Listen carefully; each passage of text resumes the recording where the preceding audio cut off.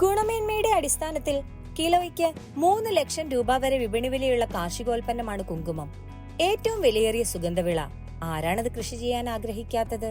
രാജ്യത്തെ കുങ്കുമ ഉപഭോഗത്തിന്റെ കണക്കെടുത്താൽ വർഷം 100 മെട്രിക് ടണ്ണിൽ എത്തി നിൽക്കും.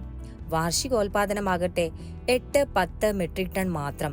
ഉൽപാദനത്തിനും ഉപഭോഗത്തിനും ഇടയിലുള്ള വിടവ് ചില്ലറയല്ല.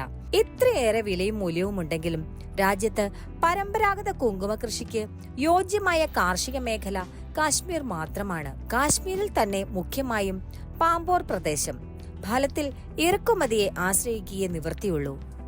എന്നാൽ കുങ്കുമത്തിൽ കാശ്മീർ കുത്തക തകർക്കുകയാണ് കൃഷിയിലേക്ക് വരുന്ന പുതിയ തലമുറ.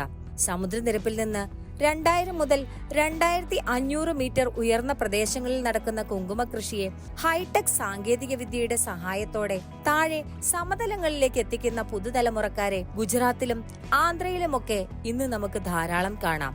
അതിന്റെ തുടർച്ച കേരളത്തിലും എത്തിക്കഴിഞ്ഞു. ഹൈഡ്രോപോണിക്സ്, എയറോപോണിക്സ് വിദ്യകൾ പ്രയോജനപ്പെടുത്തി നിയന്ത്രിത അന്തരീക്ഷത്തിൽ വിജയകരമായി അവർ കുങ്കുമം വിളയിക്കുന്നു.